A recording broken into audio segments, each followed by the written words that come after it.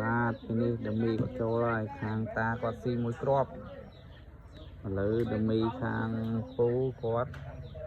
ចូលបានស៊ីវិញឥឡូវស្មាត់ខាងតាពងទេគាត់វាយអត់ត្រូវទេ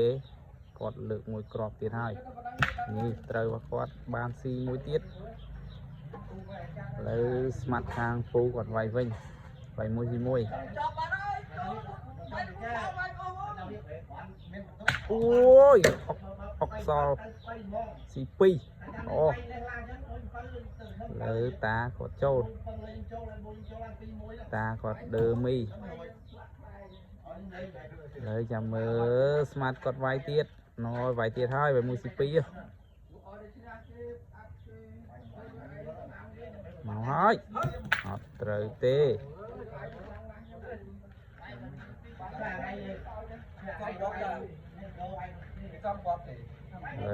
ចាំមើលគាត់ធ្វើយ៉ាងម៉េច